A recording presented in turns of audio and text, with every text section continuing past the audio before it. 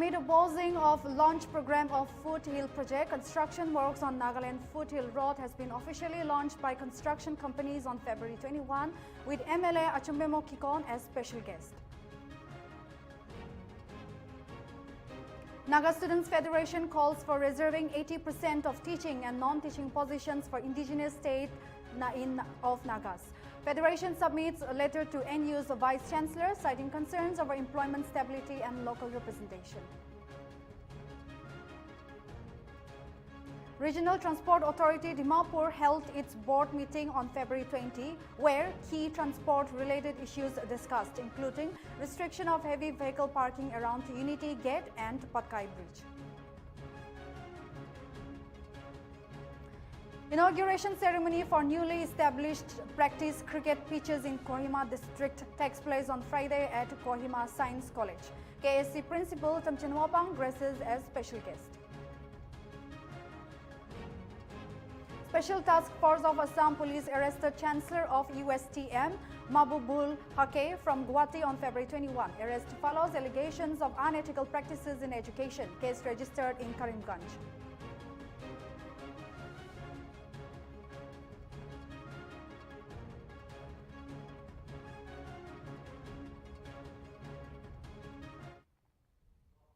Good evening, viewers. You're watching English Primetime News with Imli Sanlaimchan. Let's go through the details. Citing concerns over unemployment stability and local representation at Nagaland University, the Nagas Students Federation has called for reserving 80% of teaching and non-teaching positions for indigenous Nagas in the state. In a letter submitted to the Vice Chancellor, the Federation has raised concerns over employment instability caused by non-indigenous staff members transferring frequently, disrupting academics and administration. The Federation argued that indigenous staff would provide stability and long-term contributions. The NSF also demanded in-person interviews for all recruitment, stating that virtual interviews compromise fairness and transparency. The Federation vowed to closely monitor the recruitment process to ensure equal opportunities for qualified Naga candidates. Notably, the letter was signed by NSF President Nltv Ri and Education Secretary Tamchin Tushi.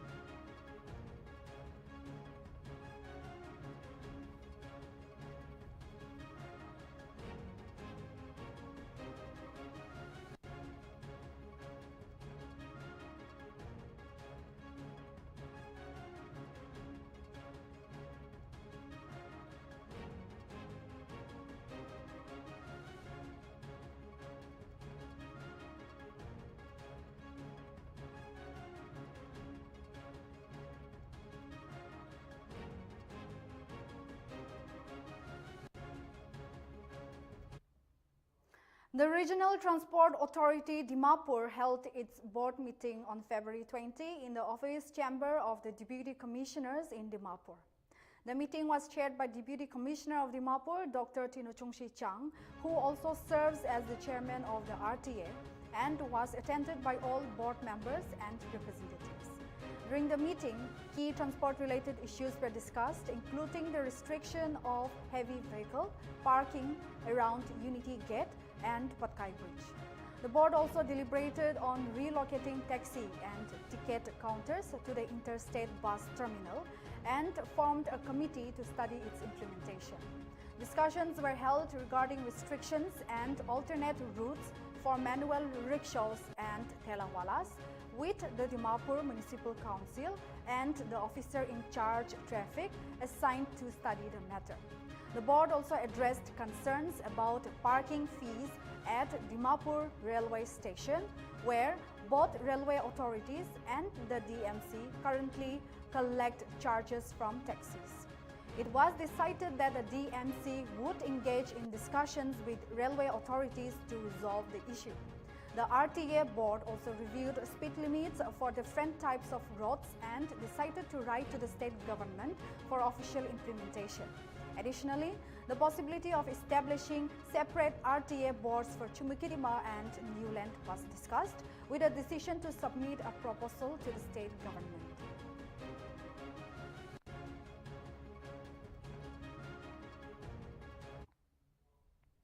Deputy Commissioner of Mokokchung, Tusovise Poji, has permitted to the JKM Infra Works LLP Guwahati, Assam, to carry out blasting of stone for widening of road at the construction site of 2 lanes between DEF Police Church to Yisamyung and at National Highway 61, New National Highway 02, Angationgpang to River area on Saturday between 3 p.m.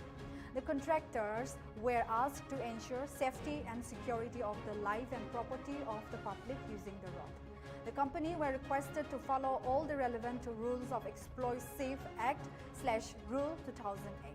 In case of any inconveniences, the JKM Infra LLP will be responsible for any damage of life and property.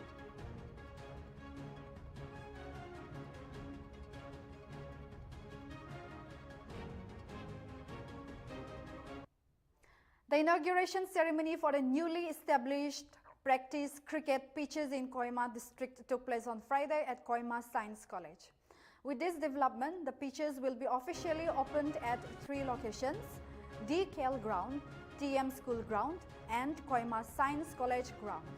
The event was graced by Principal of Kohima Science College, Tamchen Huapang, as the special guest, in which he highlighted the growing importance of cricket in Nagaland, noting that it is increasingly becoming a viable career option for many Nagas.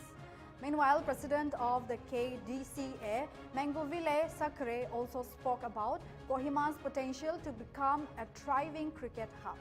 He described the inauguration of the practice pitches as the first step in this journey and highlighted the association's efforts to revive cricket in the region.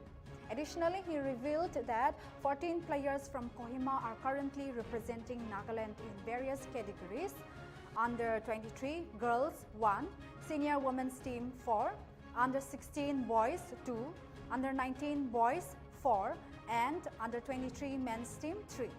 Honorary Secretary of the Nagaland Cricket Association, Anilo King, and advisor of the KDCA, KV Selho Sekhose, also shared insights at the event. It is to be mentioned that the event was organized by the Kohima District Cricket Association.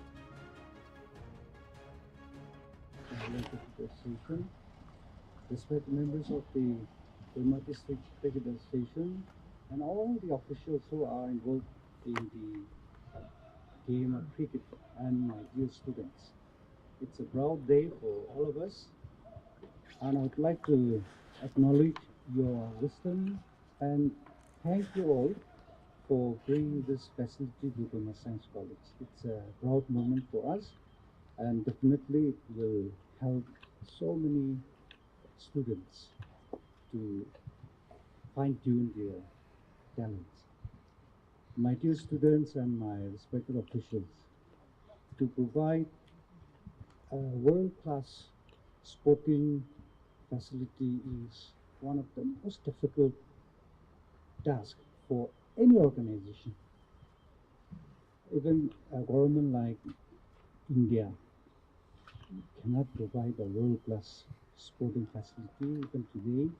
And if you look at the Nagaland, we are yet to have even a single world-class playground and any sporting complex in the state. And as our previous speakers have spoken, the growth of cricket in Nagaland is exceptionally well. Nowadays we are seeing our players playing ranky cricket, and some of them are playing in the B-level clubs nowadays. Cricket is now a game for Nagas also.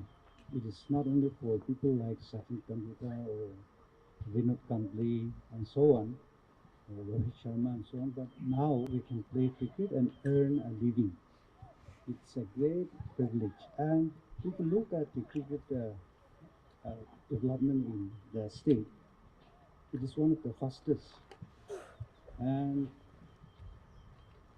we are so proud to be a member and a part of the richest sporting body in the world.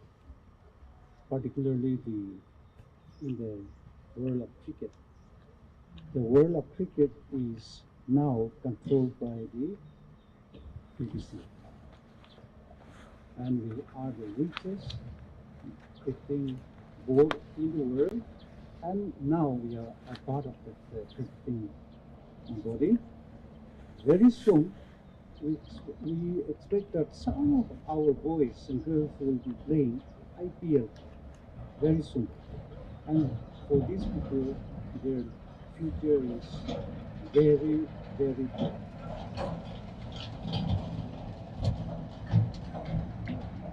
They, if you look at the Nagaland context, see, we don't have a football ground, we don't have even a single cricket stadium, forgetting the other complex. Our neighboring states like Manipur, they had had their national games around 20 years ago. And Meghalaya is going to host the national games. And we cannot compete with the state like Assam and others. So we are still very much behind the others, but people like our secretary and the Nagaland Cricket Association President Kejanali and our dynamic team of cricketers and the officials from the Khmer District Cricket Association, they are doing very great job, and we are happy that the facility is here. Of course, this facility belongs to the whole community here, but I think that science college students will have the biggest advantage because it's right here, and I like to encourage our students to make use of the facility wisely, and you can fine-tune your talents. With this, I would like to thank our officials and our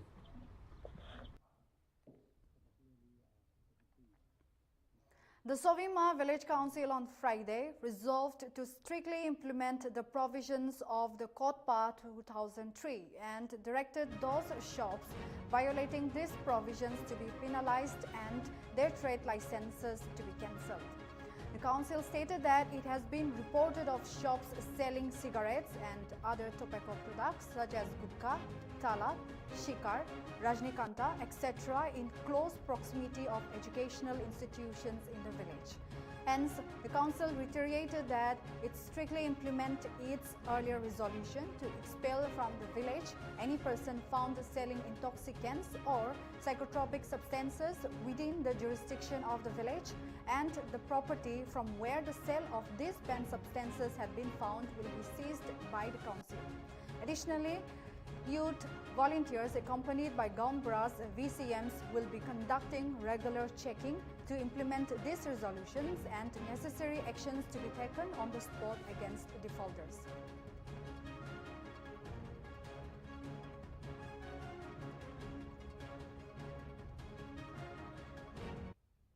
One-day state-level training for dental surgeons serving in the state under different programs was held at the conference hall DH and FW Kohima on Friday.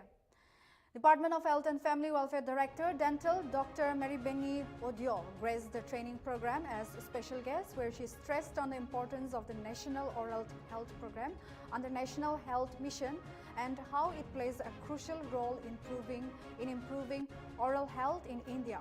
All those doctors serving at National Health Mission, National Oral Health Program, National Urban Health Mission, Rashtriya Bal Swasthya Karyakram, Non-Communicable Diseases, National Tuberculosis Elimination Program and Quality Assurance were a part of this training program. Notably, the training was organized by National Oral Health Program Nagaland, and the program was chaired by NOHP, Deputy Director and SNO, Dr. Reosalu Lase. While the training concluded with a vote of thanks by NHAK Junior Dental Surgeon Dr. Niprezo Soruno.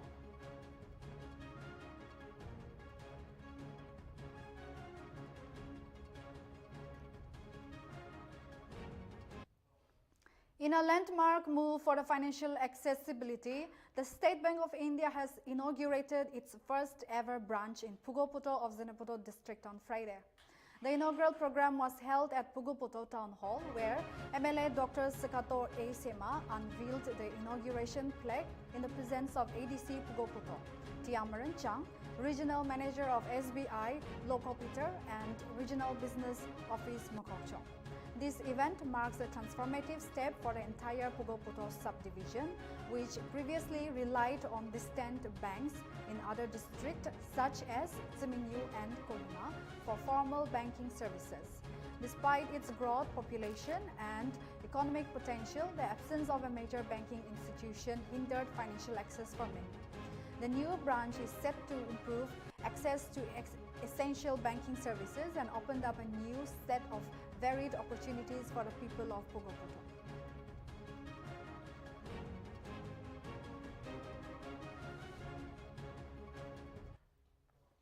Mahbubul Haque, the Chancellor of the University of Science and Technology Meghalaya, USTM, was arrested by the Special Task Force of Assam Police from his Guwahati residence on the night of February 21. The arrest follows allegations of unethical practices in educational, including claims that students were assured assistance in their CBSE Class 12 exams at Central Public School, Pathar Khanti, owned by the USTM group. Assam Education Minister Ranoj Pegu highlighted the serious violation of academic integrity, prompting a thorough investigation. A case has been registered in Karimganj, and Haque's arrest marks a significant development in the problem.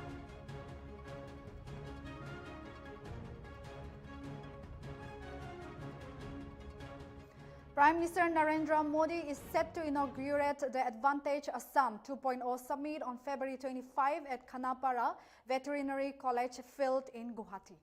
The two-day infrastructure and investment summit will be attended by ambassadors and delegates from 51 countries, industrialists, officials of various companies, and union ministers.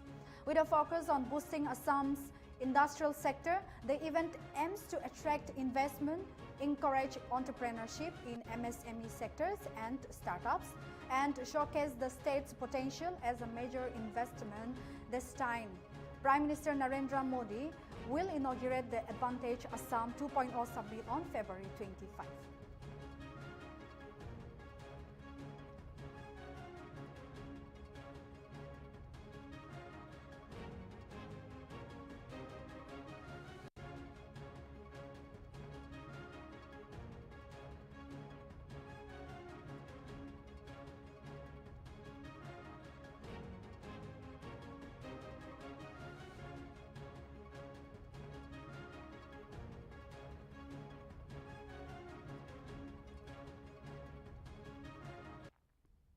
Mizoram Chief Minister Laldu Homa on Friday said that his government will soon introduce a new healthcare scheme to provide health insurance of up to Rs 5 lakh cover to beneficiaries.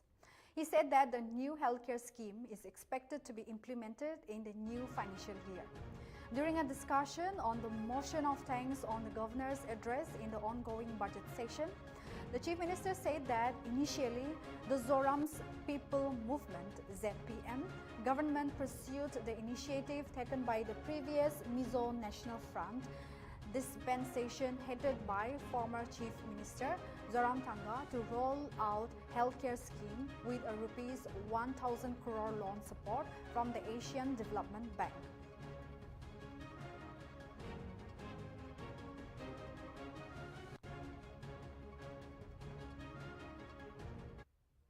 Manipur Rajya Sabha MP Laishemba Sanajauba on Friday urged MLS to work together to restore peace in the strife-torn state and establish a stable government. Meanwhile, President's rule was imposed in the northeastern state of Manipur on February 13, 4 days after Chief Minister N. Biren Singh resigned from his position. The assembly has also been put under suspended animation. Speaking to reporters after an event, the BJP MP mentioned that people are facing immense hardship. The conflict has been ongoing for nearly 2 years, and this is not the time for political games.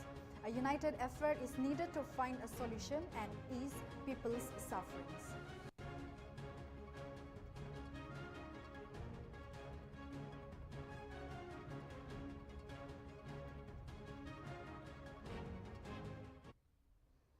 The Mizoram government is set to introduce a bill to amend the state's prohibition law during the ongoing budget session of the State Assembly. Chief Minister Lalu Homa announced on Friday. Responding to the debate on the motion of thanks for the governor's address, Lalu Homa stated that an amendment to the Mizoram's Liquor Prohibition Act 2019 would be proposed soon.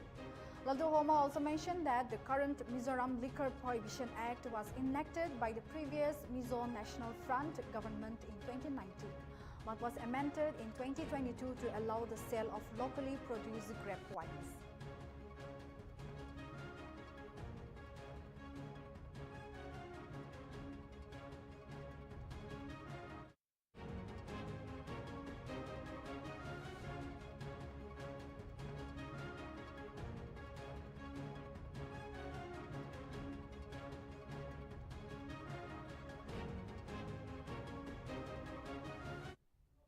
Five laborers and a miner were killed when a tipper truck unloaded sand on their temporary shed at a construction site on Saturday.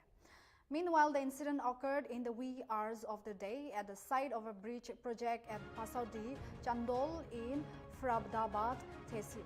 According to the officials, the laborers were sleeping in a makeshift shed at the site when a sand-laden tipper arrived, and the truck driver, unaware of their presence, unloaded the contents on the shed, burying them. Sources stated that the shed collapsed under the weight of the sand and the truck driver fled the scene. The deceased have been identified as Ganesh Danwai, 60, and his son Bhushan Danwai, 16, both residents of Golegaon in Silot, Tehsil, and Sunil Sapkal, 20, a resident of Padmavati in Faridabad, Tehsil.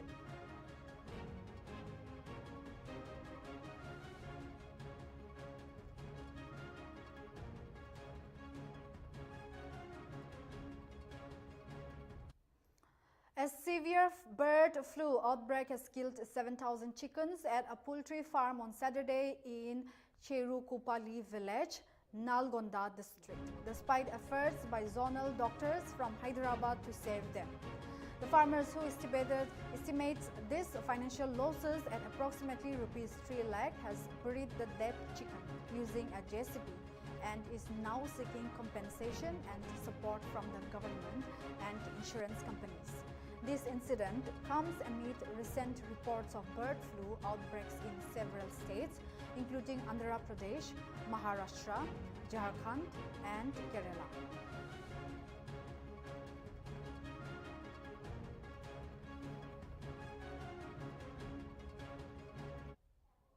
The Indian Army contingent has departed for Japan to participate in the 6th edition of the India-Japan Joint Military Exercise Dharma Garjan, scheduled to take place from February 24 to March 9, 2025 at the East Fuji Maneuver Training Area in Japan. This annual exercise, conducted alternatively in India and Japan, aims to enhance interoperability between the two forces in joint urban warfare and counter-terrorism operations under unmanned.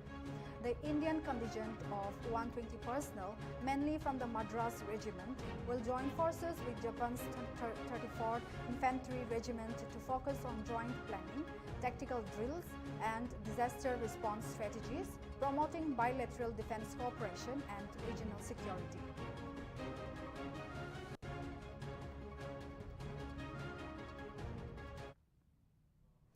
Bengaluru Football Club secured a 2-0 win over Northeast United FC at the Jawaharlal Nehru Stadium on Friday in Shillong, moving to the 4th spot in the Indian Super League 2024 to 2025 table with 34 points from 21 games. The Blues were efficient despite holding only 37.3% of possession, scoring twice from 4 shots on target. Alberto Nogueira scored and assisted once, while Ryan Williams opened the scoring in the 3rd minute. Bengaluru FC's next game is against Chennai FC on February 25.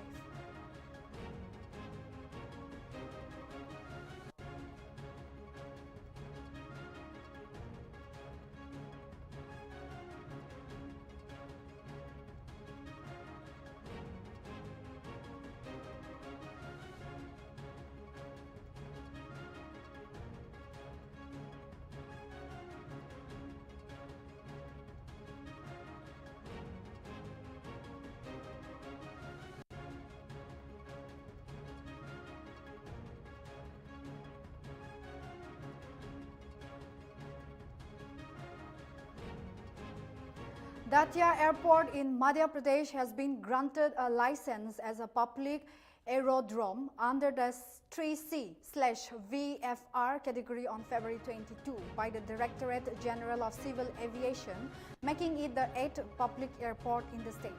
The airport, which spans 118 acres and has a terminal building and modern facilities, is expected to commence flight operations for the general public soon. Following its formal inauguration, the date for which has not been announced yet.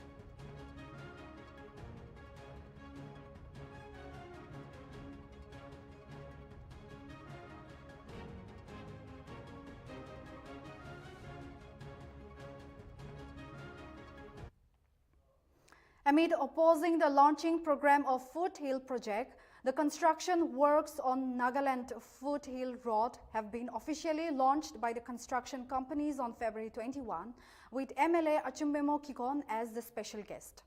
Earlier, the coordination committee strongly condemned the launching program through many verbal and press statements, criticizing the event for proceeding without a signed agreement with them, despite repeated requests from the Apex tribal hosts and the committee. We have a detailed report.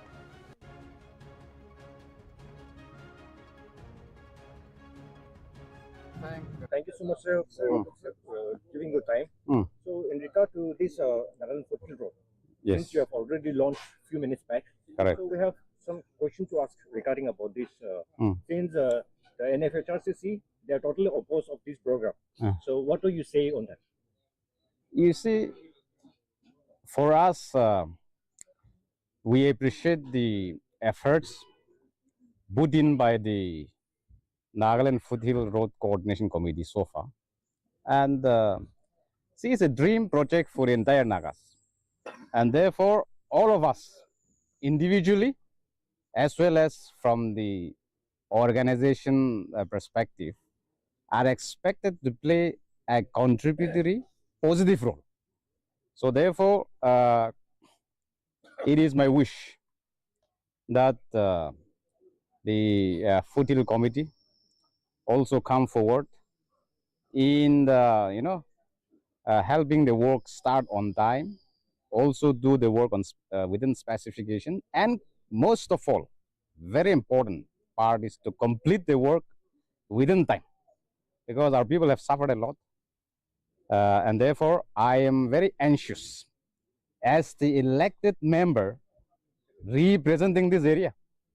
I have a bigger concern for my people, not only for my constituency, but the entire stretch of people touching the Foothill Road. And my part, the 40 Pandari, covers the longest stretch of Foothill Road. So once we complete this stretch, we can say that 75% of the Foothill Road is done. Well, I don't want to cast any aspersion on the committee, Foothill Road Committee. I only wish them all the best in all the endeavors that they take. So did the two companies, construction companies, communicated with the NFHRCC? Correct. See, whatever we do things with the best of our intention. We do things transparently without concealing any facts. And you have seen from the program organized today, the company Chapo and Co. and JK Construction have organized this program. I have been invited as the guest to launch the program, the foothill construction, stretched between Merabani to Lipayan Toyang Bridge. Now, if you see the sequence of the program, serial number 1 in the program, the sequence of the program was the Nagaland Foothill Road Coordination Committee. The second one was the Lothaho. Then the list of speakers, union, who were involved in the program, it went down like that.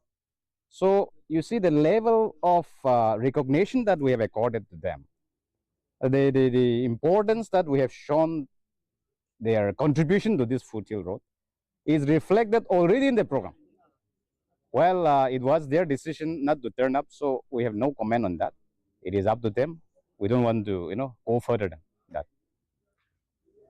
So, which specific agreements are the two companies refusing to comply?